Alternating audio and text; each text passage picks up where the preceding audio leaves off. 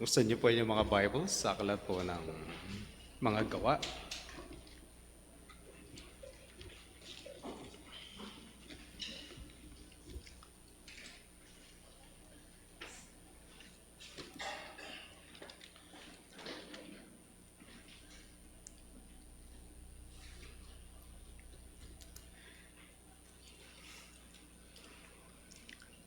Ating pong pinag-uusapan at tinatalakay ang missionary journey ng manggagawa ng Diyos na si Pablo, gayon din ng mga apostoles.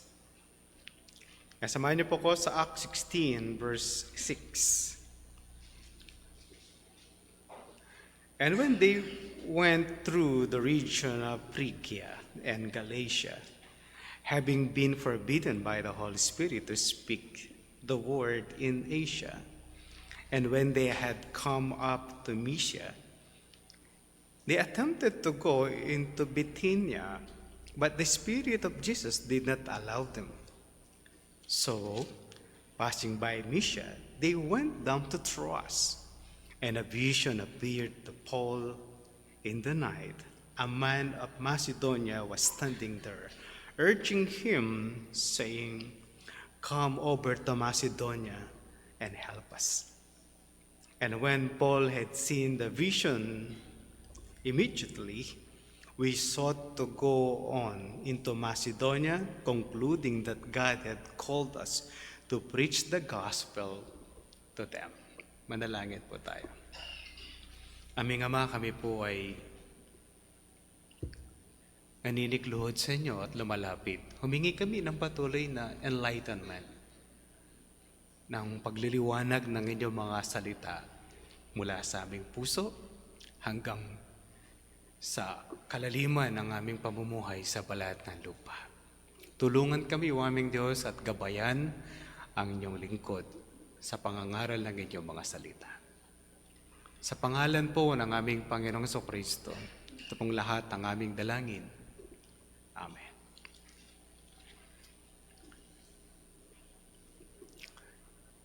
Bago po tumungo sa isang missionary work ang mga manggagawa ng Diyos, hindi po ito isang madaling plano.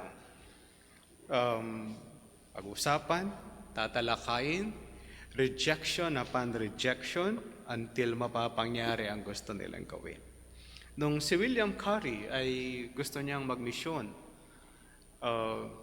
sinabi na tinatawag ako ng Diyos sa India, hindi to basta pinayagan. Kahit ang kanyang unang asawa ay hindi agree sa kanilang gagawin at layunin. Ano ang kabuhayan nila sa India? Anong gagawin nila sa India? Samantalang sa India, marami ng mga misyonero na nandoon. At nandoon ang East India Company na nagbabahagi at patuloy na nagbabahagi ng salita ng Diyos. Eventually, pumunta si William Carey at nag-mission nga sila. Hoping at ang suggestion ng nag-invite sa kanya for a mission ay magdadala sila ng gunting at mabebenta nila ng mahal yung gunting at marami silang tutubuin kapag ginawa nila yon. Ang masakla pagdating sa India, marami nagtitinda ng gunting kamukha ng tinda nila at hindi nila pwedeng ibenta ng mas mahal.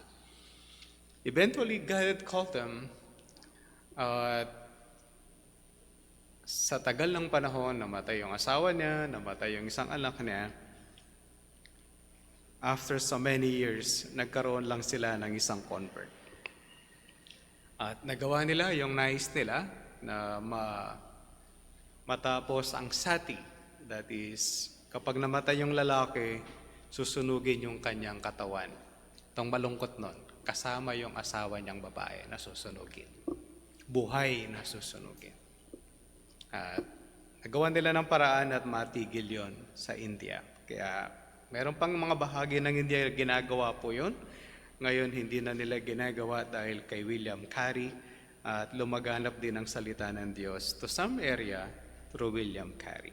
Mga kapatid, sa pagmimisyon at second missionary journey ni Apostol Pablo, sa kanila pong paghihiwalay ng landas ni Bernabe ay hindi ito madali. And they have to go back on their mission, naghiwalay sila. Si Pablo, iba na ang kanyang kasama. Kasama na niya ay si Silas. At nakasama din nila si Timoteo. As we move on, meron pa silang isang makakasama, pagbabasahin po natin at pag-usapan ang aklat.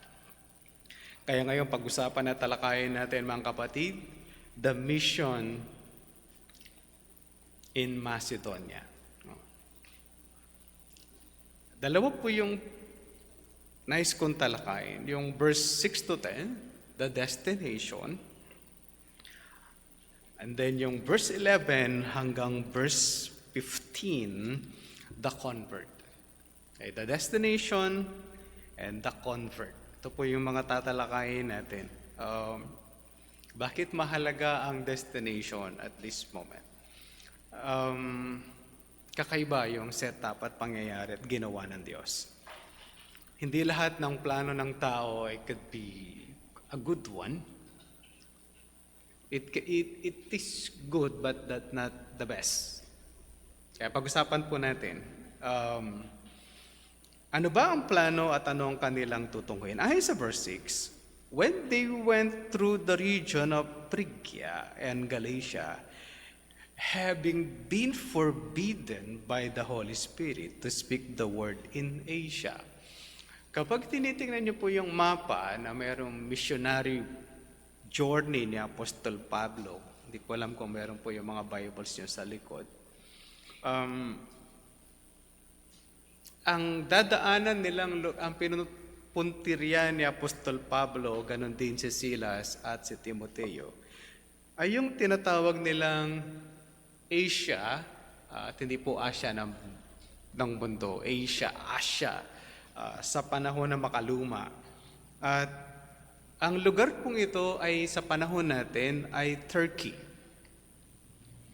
Okay? Ang Turkey ay Muslim country. Yung isang may pinatay daw sa Pilipinas ay nagtago sa Turkey at walang koneksyon ang Pilipinas doon kaya hindi nila mahuli yung nagtago doon. Kahit na gaano kakapangyarihan yung namatayan sa Pilipinas. Yun po yung kanilang destination para may ideya po tayo. It's Turkey. Okay? Sa panahon po natin, Turkey yung lugar. Kaya si Pablo mula sa Antioch ng Syria, tumungo sila ng Turkey. At probinsya yung mga tinarget po nilang mga lugar is ang Phrygia, ayun po yung kanilang isang destination.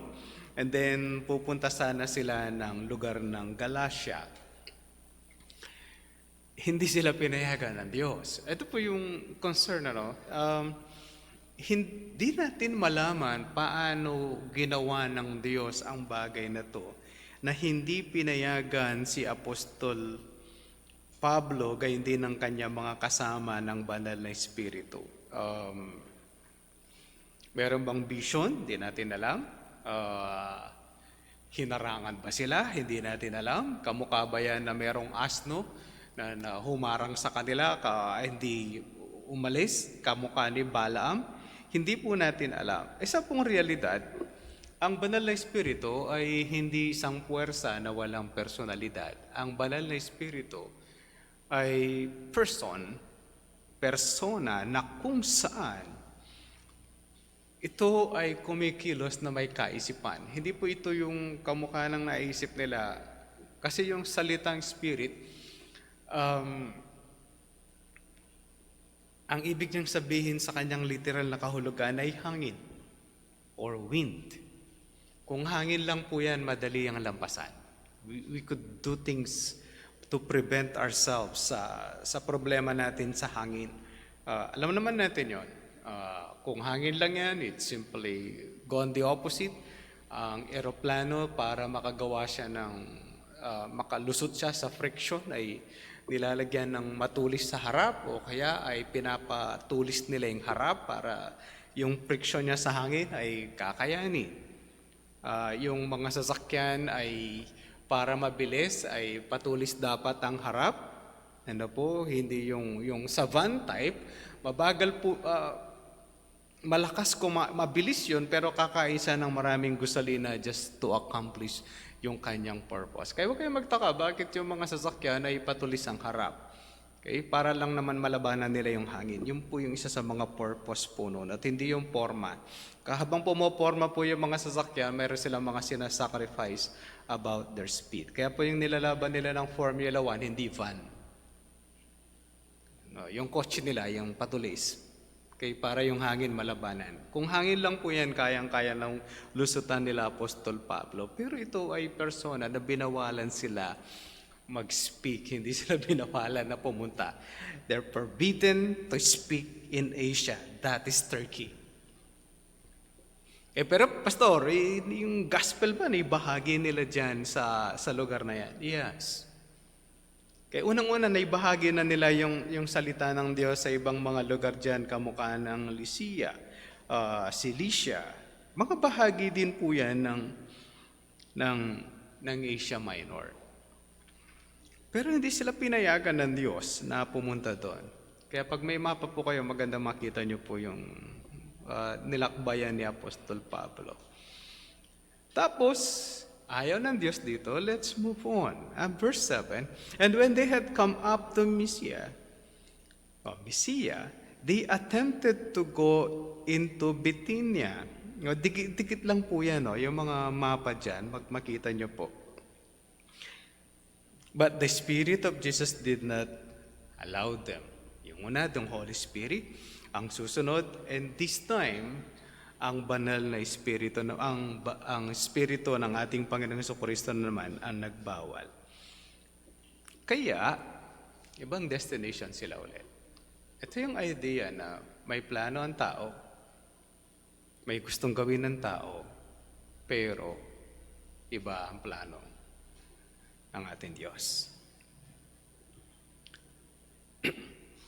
So, sabi na naman ng kwento, passing by Mysia, they went down to Troas. At sa mapa, ang Troas ay malapit na po sa dagat. Hindi ko alam kung familiar kayo sa palabas na Troy. Yung Troy, hindi ko alam kung narinig niyo yung Troy, the Trojan horse.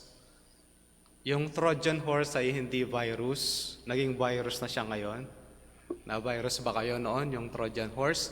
Yung una si I Love You, gawa ng Pilipino. Magaling talaga yung Pilipino. Gumawa sila ulit ng isa pang virus ang tawag is the Trojan horse. Yung computer mo ay babagal na super bagal.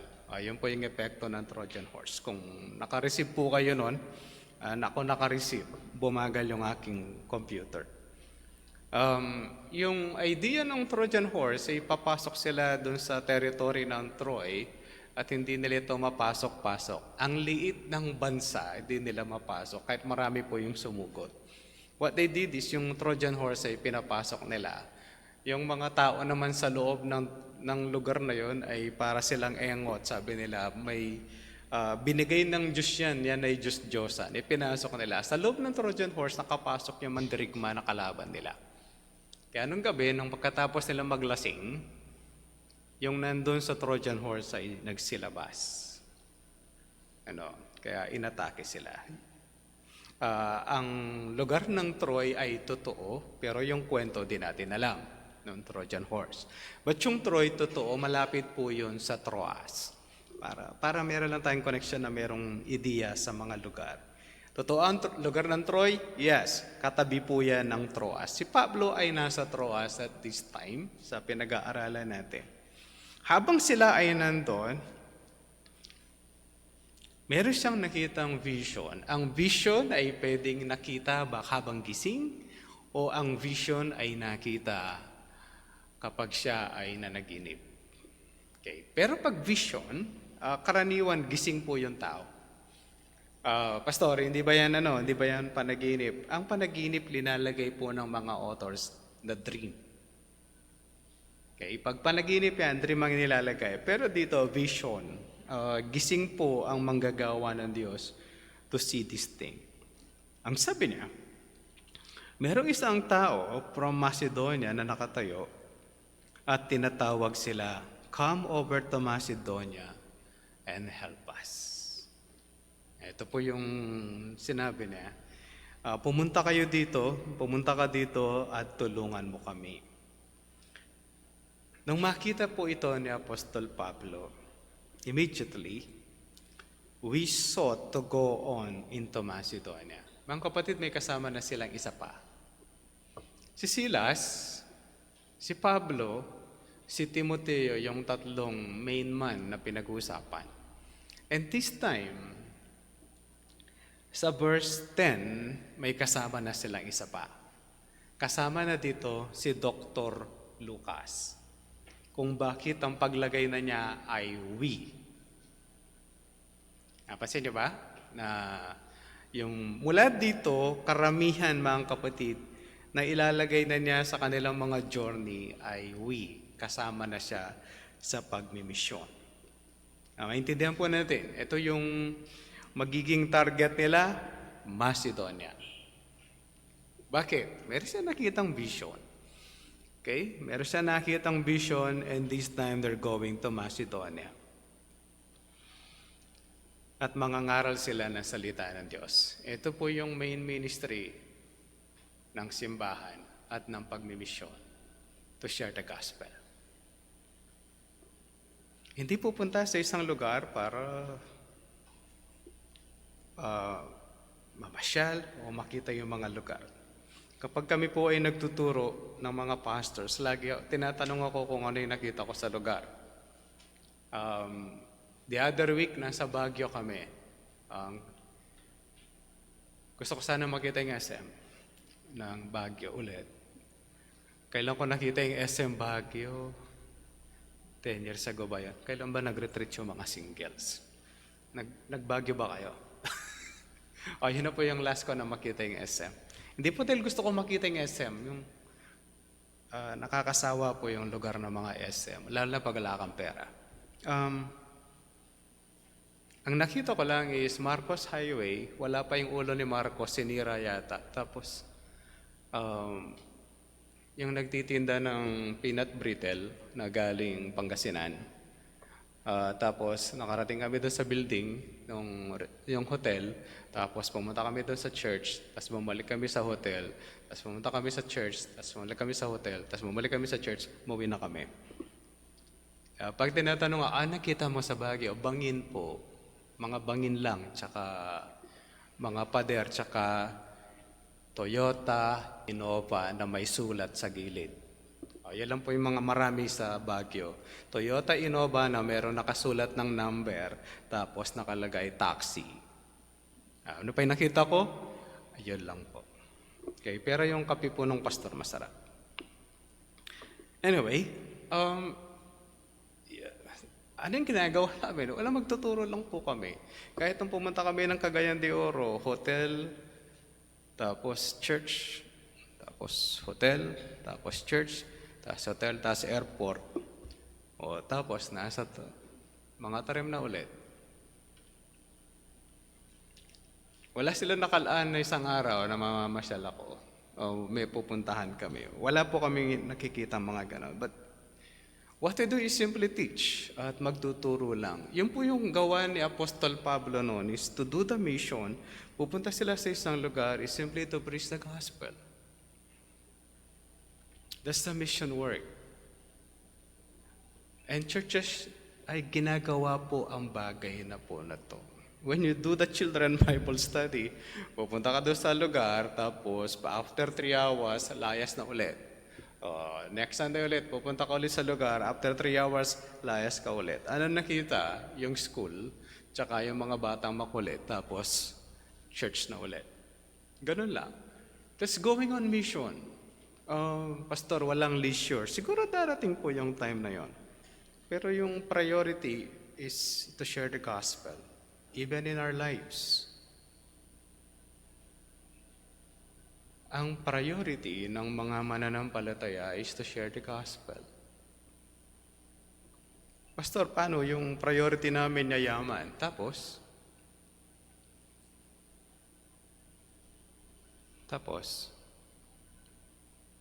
Kahit po yung sanlibutan, alam nila kapag namatay yung tao, hindi nadadalhin po yun. Pastor, meron siyang iiwan sa kanyang pamilya. That's true. Isa po sa pinaka-desire ng isang mananampalataya ay yung kanya mga mahal sa buhay ay ang magkaroon ng relasyon sa ating Panginoong Jesucristo. Mas higit po yun sa alinmang medal na pwede mong matanggap. Salvation of loved ones is the most important thing na ninanais ng mga mananampalataya. Bakit? Dahil kapag napunta yung hindi mananampalataya, can you imagine, pupunta yun sa kumukulong asupre for eternity. And exchanging the pleasure of earth. Pastor, sa mundo ay masarap yung pagkain. Sige, kainin mo na lahat. Tapos, yung lasa ba niyan ay mananatili sa bunganga mo habang nabubuhay ka? Yung lasa ba niyan hindi naalis habang nabubuhay ka sa mundo? Halimbawa, kumain ka ng pinaka-paborito mong pagkain. Yung taste ba niyan habang paglipas ng isang meal, nalalasahan mo pa rin ba? Yung tinga ng lechon, gusto mo bang mananatili yan habang nabubuhay ka para lasang-lasa mo yung lechon? Ayaw mo yun. Gusto mo yung lechon, pagkatas kumain mo yung tinga, sabay siyang aalis. Dahil may istorbo yung ngipin mo. You don't like that. Ayaw mo yun. Alam mo yung lasa, pero wala na sa bunganga natin yun. Kapag nag-brush ka, tapos na siya. Pero kung ayaw mong mawala yung lasa, huwag kang mag-brush. Huwag ka rin matutulog kasi mapapanis yan. Alam niyo ba yun? Pastor, yung bahay ko mananatili. Alam niyo po, kahit anong tibay ng bahay po ninyo, ang edad ng semento at bakal, meron pong limitation. Kung bakit kapag building, ginigiba na po yun at certain age. Kaya kapag kayo bumili ng bahay sa building, alam niyo yan, gustong-gusto nyo, nakatira kayo sa taas ng building, bumili ka ng bahay doon. After 30 years, gigibayin yun. Wala ka ng bahay. Nagre-rent ka po. Pagka nandun kayo sa mga syudad, tapos bumili kayo doon sa mga bahay, sa building, alam niya, na pag pumasok ka, yun na lahat, sala, kusina, at yung higaan mo, tapos yung TV nakatutok na sa mukha mo halos. Actually, hindi po talaga pagbili ng bahay yun, nagre-rent ka doon. Dahil paglipas ng 30 years, gigibayin yung building. Wala ka ng bahay. Iba po yung bahay nandun sa lupa, ikaw yung pinatayo mo yon, sa'yo yon. I-condemn mo kung kailan mo gustong i-condemn. Pero nandun sa taas, gigibain po yung pag giniba po yun, yung building, yung titulo mo wala na. Parang nag-rent ka lang. Kaya maraming, sabi ng isang inchik na mayaman, huwag kayong bibili ng ganon. Dahil pag ginandam yung building, tapos hindi pa bibigay yung titulo sa'yo kaagad. But anyway, saan mo dadalhin? Ang tanging property mo pag ikaw ay namatay ay 2x2 lang yata yun. Yung kasi yung ataol mo, tapos nandun. Kapag nilagay ka pa sa apartment, tatanggalin ka pa dun. Pag sa public cemetery, 5 taon ka lang, uhukayin ka na ulit.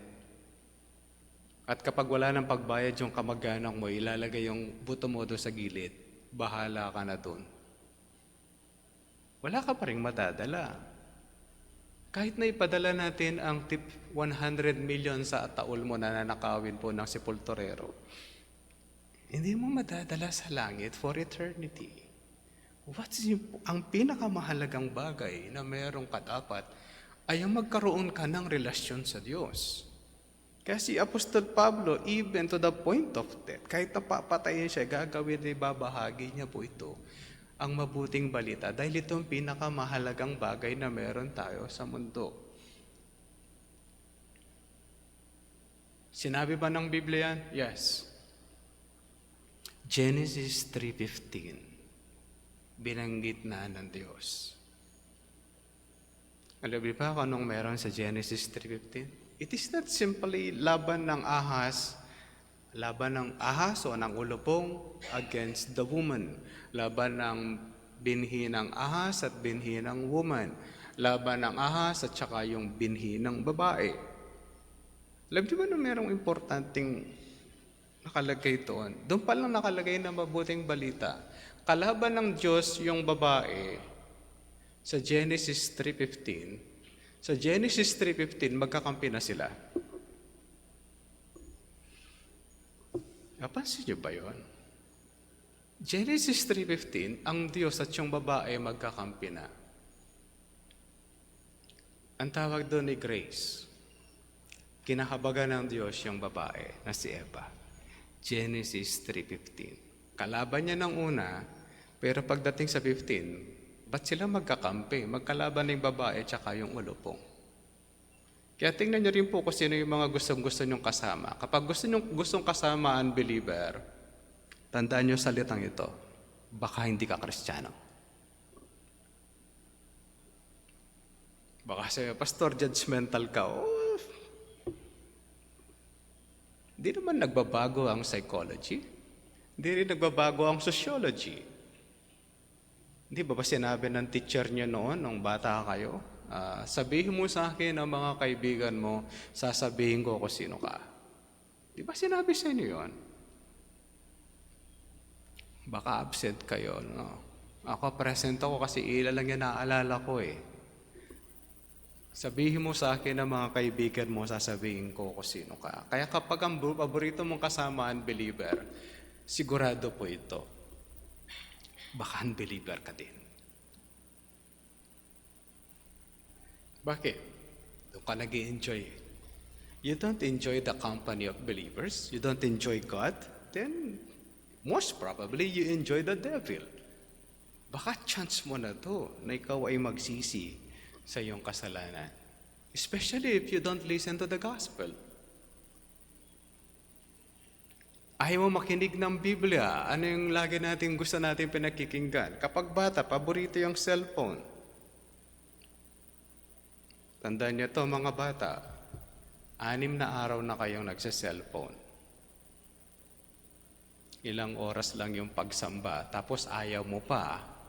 Kung pati yun ayaw mo pa, malamang-lamang papunta ka sa impyerno, sa kumukulong asupre. Because we don't want to listen to the gospel. Ayaw nakikinig. Yes, pastor, ako magsa-cellphone. Anong laman ng cellphone mo? Facebook? Baka nagpe-Facebook po kayo. Kunwari, nagbabasa kayo ng Bible nyo. Pastor, ako nagbabasa ako ng Bible ko. Kapag pinaganong ko ba yan, Bible ang lalabas? Patatayin ko yung greeters, patitingin ko kung yung... Ang mahirap, nakakonect kayo dito, tapos nagpe-Facebook kayo, Naglalag po yung preaching sa sa Facebook. Naglalag siya, baka nakakonect kayo, Facebook ang pinapanood po ninyo, mahiya naman kayo. Pera po ng Diyos ang pambayad ng internet. Di namin pera, pera ng Diyos. Baka Facebook naman ang pinapanood nyo dyan. Pag kung mag-games po kayo at magpe-Facebook, this is not a place for you. Mag-absent na lang po kayo. Wala pa po kayong ma-offend. Kung baka may nagpe-Facebook dyan, mamaya po, pasisilip ko kayo. Hindi naman ako maglalagay ng CCTV, Pero ang punto lang po nito, yung 4 na misyonero,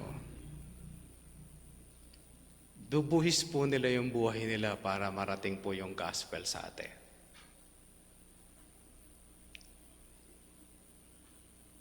It took a World War II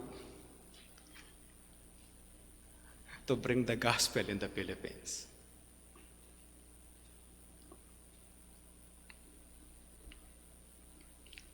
I think it's World War I, then World War II. Para maabot po yung mabuting balita sa Pilipinas. Ganong kabigat po yun. Nung pinasimulan ng simbahan na to, hindi to madali.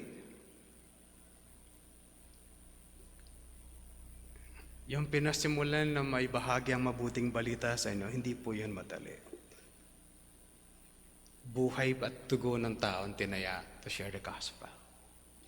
Kaya mga kapatid, ito po yung destination nila. It's the start of the spread of the gospel. Aabot po ito ng Philippi. Aabot ng Rome. Aabot ng Britain. Aabot sa United Kingdom. Aabot sa Amerika. Aabot sa Pilipinas. Kaya mga kapatid, ito po yung ginawa nila. No? May vision na nakita si Paul, and then ang kanyang destination is to spread the gospel o mabuting balita. And let's see the convert. Tingnan po natin ang kanyang convert. In verse 11. So setting sail from Troas, we made a direct voyage to Samothrace, and the following day to Neapolis. Diyan po kasi yung daungan nila. No? Tapos pupunta sila ng Neapolis, and then pupunta na sila sa Philippi. Sabi na, and from there to Philippi, which is a leading city of the district of Macedonia. Ito po yung description. Pag binabasa niyo po yung Philippi, yung Philippian, letter to the Philippians, ito po yung description ng Philippi. Major city ng probinsya ng Macedonia. A Roman colony, okay? Kolonya po yan ng Rome. Huwag kayo magtaka, aabot yung gospel. Ano? Yung lugar na to, mga kapatid, ang Philippi, lugar po ito ng mga retiradong general. Okay? Pastor, mahirap bang magbahagi ng gospel sa general? Di natin alam. Pero yung dahilan bakit kami nakakapagturo sa mga pulis, dahil merong Kristiyanong general katulad ni General Asurin, yung nag-retire na galing po ng Ilocos.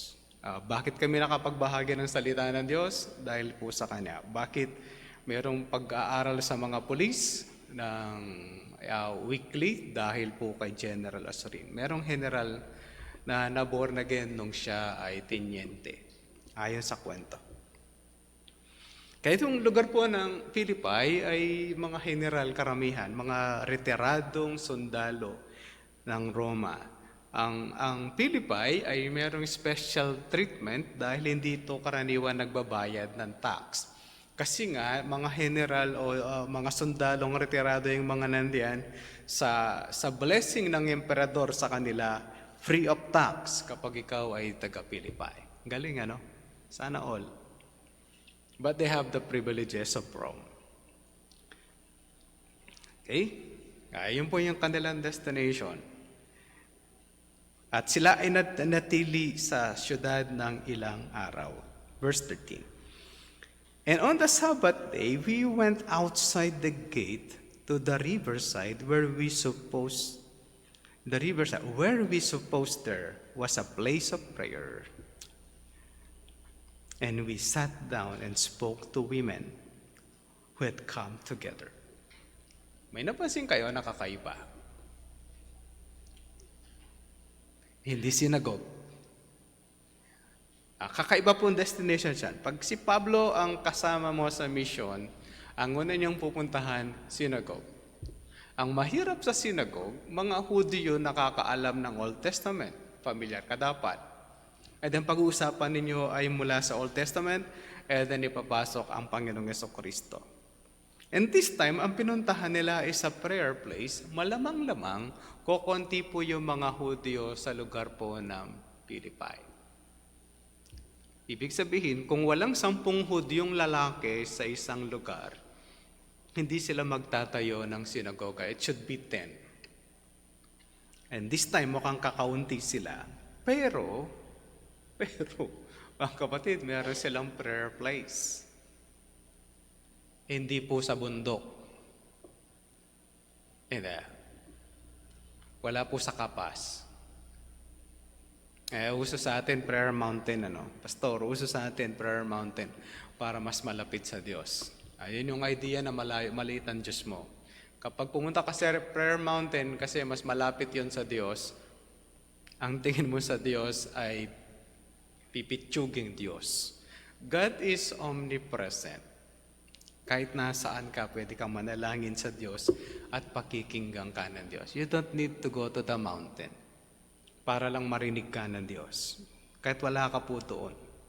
Pero maganda lang ang prayer mountain kasi solemn at ikaw lang nandun malamang-lamang at meron silang cubicle. Kaya siguro maganda. Hindi dahil mas malapit sa Diyos. Pero yung pinuntahan nilang destination, mga kapatid, is a prayer place. Lugar ng panalanginan ng mga tao sa Pilipay. Ang meron sa kanila, mga kapatid, mga babaeng nananalangin.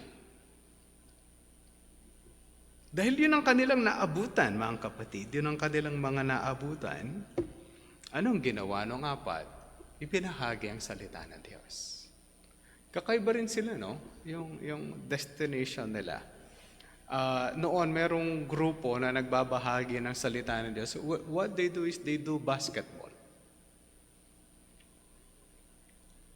Okay, basketball court nila ginagawa yung kanilang evangelism. Pagkatapos sila mag-basketball, nagbabahagi sila ng salita ng Diyos. Hindi natin alam how effective Pero yun po yung ginagamit nila dati for so many years. Meron pa yata, kamakailan, meron akong nakita na basketball ulit ang ginamit po nila para, magamit po nila yung lugar para magbahagi po ng salita ng Diyos. Masama ba? Hindi po. Kung yun yung tanging paraan na meron, why not do it? Kung yun yung paraan na makakapag-connect ka sa kanila, why not? Kaya ginamit po nila yun. At si Pablo naman ang pununtahan niya is a prayer place. Whether it is a prayer place for to God o yan ay prayer place ng mga tao na nananalangin sa kanilang mga Diyos-Diyosan. Pero hindi na sayang ang kanilang pagpunta sa lugar na yun. Ano ang meron? Verse 14, one who heard us, kasama talaga si Dr. Lucas, Hindi lang siya simply we, but us. One who heard us, ibig sabihin, nagbahagi siya ng salita ng Diyos, was a woman named Lydia. Mula siya sa lugar ng Thyatira at siya ay nagbebenta ng purple goods, who was a worshiper of God. May background na po ito sa Old Testament. Anong meron? The Lord opened their heart to pay attention to what was said by Paul. Ang Diyos ang nagbubukas sa puso ng tao para sa kaligtasan. Pag nagbabahagi po tayo ng salita ng Diyos, mahirap din, alam mo, minsan tinatanong ka lagi kung anong bunga ng iyong pag-iibanghelyo. Paano pag wala? Anong bunga ng iyong pag-iibanghelyo? Kaya lang, sabi nito, ang Diyos ang nagbubukas. Gaano ka man ka-eloquent na ituro yung katotohanan, gaano man kapayak yung iba na nagpipresent ng gospel, still, ang Diyos pa rin ang nagbubukas ng puso ng tao. Kaya kapag ikaw nakikinig ng salita ng Diyos and nakukuha yung attention mo, baka kinakausap ka ng Diyos. Baka kinakausap ka ng Diyos. Baka ito na yung pagkakataon na kinakausap ka ng Diyos. Anong ginawa ni Lydia? After she was baptized, sabi na, and her household as well, she urged us, saying, if you have judged me to be faithful to the Lord, come to my house and stay. And she prevailed from us. Mga kapatid, Ang tao na kinakausap ng Diyos ay tumutugon sa panawagan ng Diyos. Pero tandaan niyo to, ang Diyos ang nagbubukas. God not simply opened the door para magsimula ng ebanghelyo. Ang puso ng tao, Diyos din na nagbubukas. Magkakaroon ka ng interes sa salita ng Diyos when God opened. Kapag nagkakaroon ka na ng interes sa salita ng Diyos, give more emphasis on it. Nasamahan niyo ako sandali sa aklat po ng John 1. John chapter 6.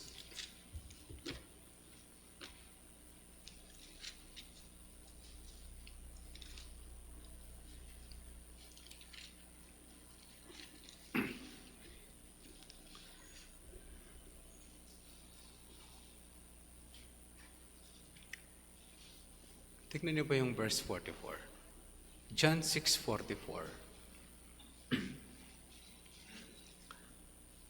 No one can come to me unless the Father who sent me draws him, and I will raise him up on the last day.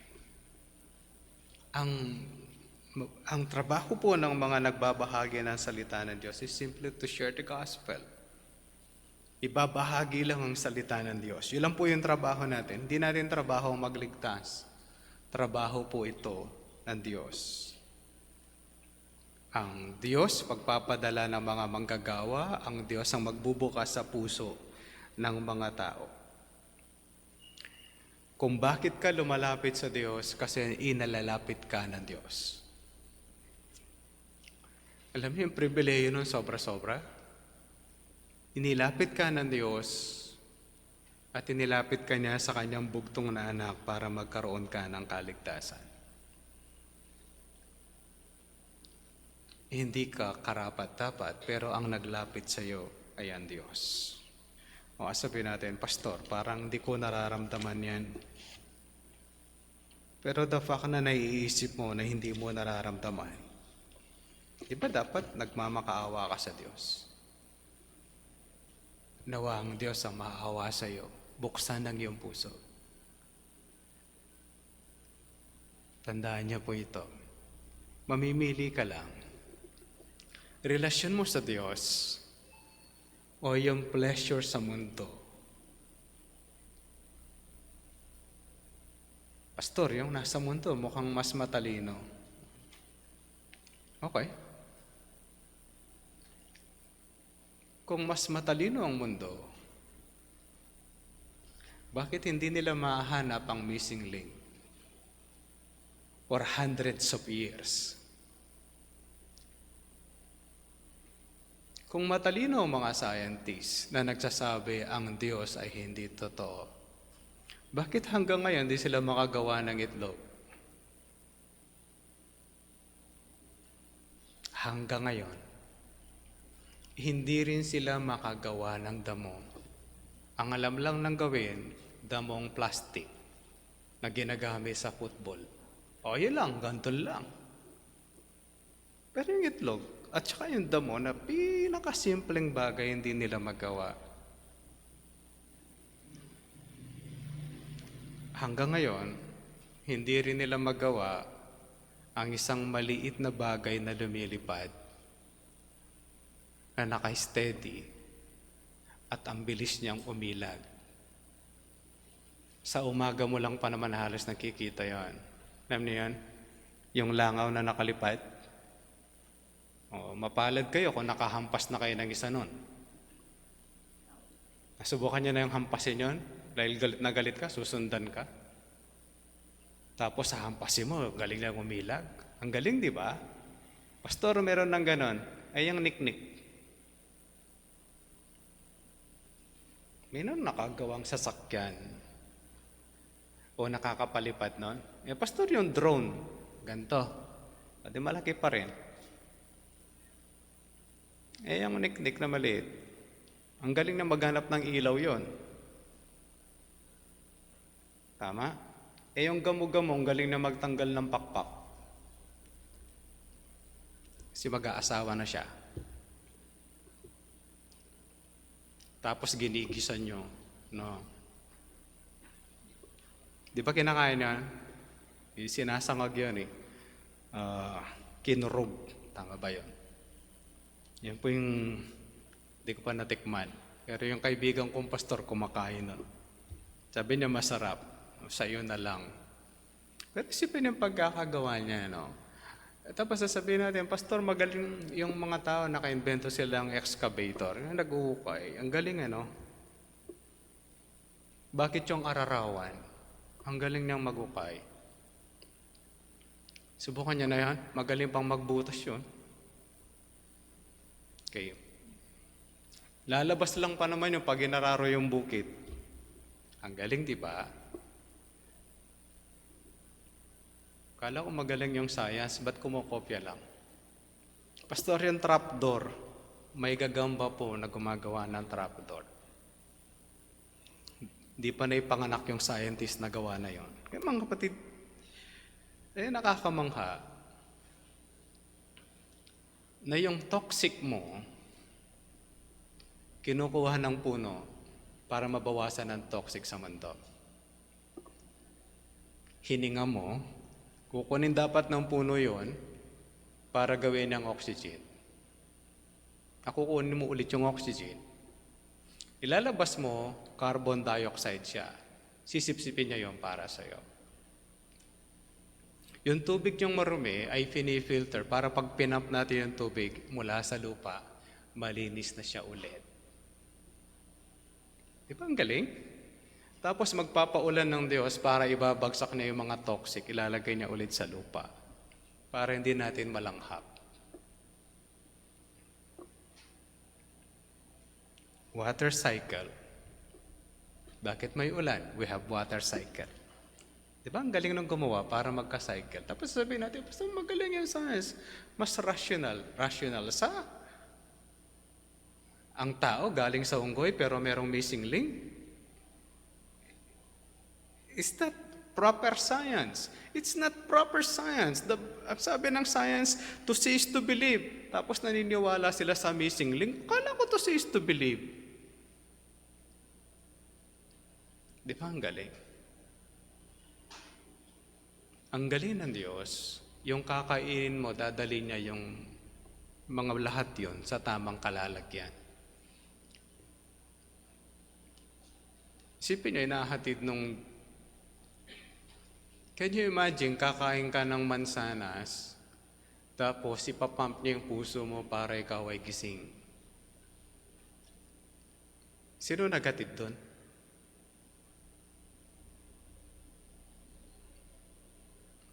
Nakakita na kayo para sa isang company, para makagawa ng isang bag. Ang daming destination na pagdadalhin. Meron nananahi na magdidikit ng zipper, meron nagkakat sa size ng bag, meron nagkakat ng telang maliit para pagtapos idudugtong-dugtong. Ang haba-haba ng proseso. Pero minsan di tayo namamangha sa tao na nagpapalit yung cells mo every 4 days. Galing di ba? Tapos may salaan ka ng tubig. Iinom ka ng mineral water, paglabas, mapangking ihi. Lahat ng kinain mo, sinala ng iyong katawan para i-distribute. Tapos sasabihin mo, hindi marunong ang gumawa sa'yo. Kasi pastor, sa isang pagsabog, merong isang cell. Paano naisip ng isang cell magkakaroon siya dapat ng asawa? Alam niyo kung ano yung kalokohan sa evolution theory? Ito yon. Sabi ng evolutionist, kailangan maisip ng isang hayop na isa siyang hayop para maging ganun siya. Parang ganito, kailangan maisip ng itlog na magiging sisiw para siya mapisa. Ngayon, sabihin niyo sa akin, isip ba ng may talino yon?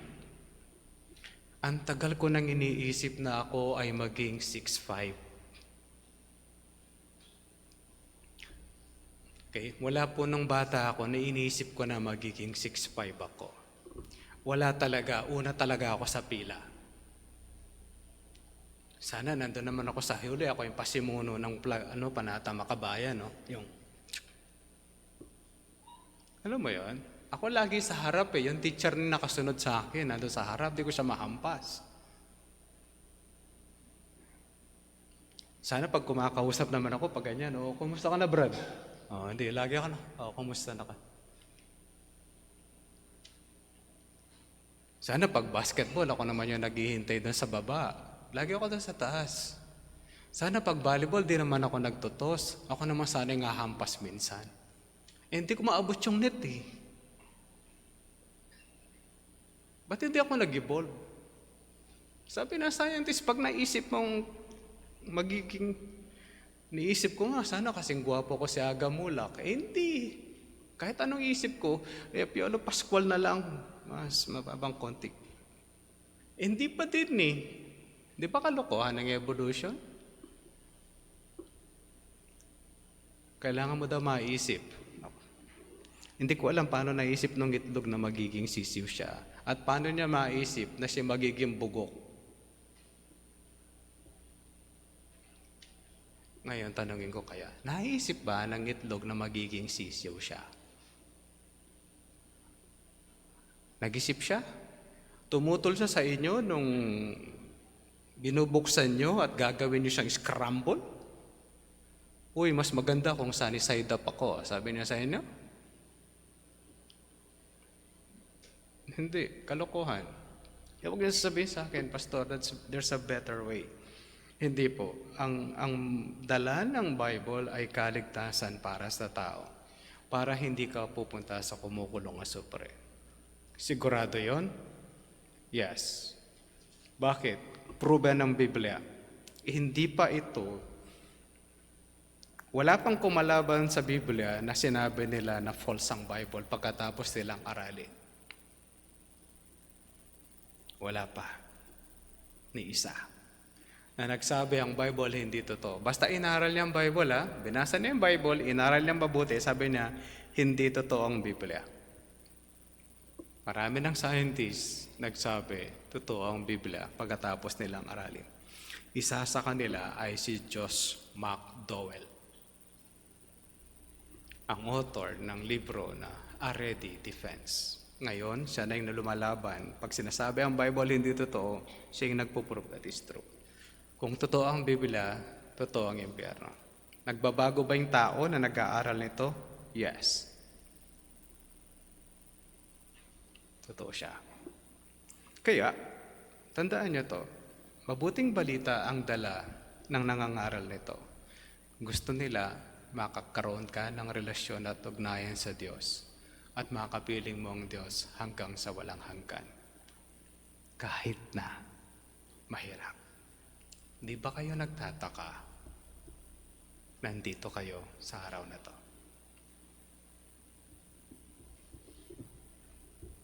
Sa maganda pag Sunday, mamasyal. Pero hinatid ka ng Diyos dito. Kung paano hinatid si Pablo sa Macedonia, hinatid ka rin ng Diyos dito para marinig mo to. Manalangin po tayo. Nawa aming Diyos ang lahat sa amin ngayon ay na nandito ay makatamasa ng kaligtasan. Nawa kamukha po ni Lydia na ang aming mga puso ay mabuksan. Ang nagdidilim po naming mga kaisipan ay magliwanag mula sa inyong salita.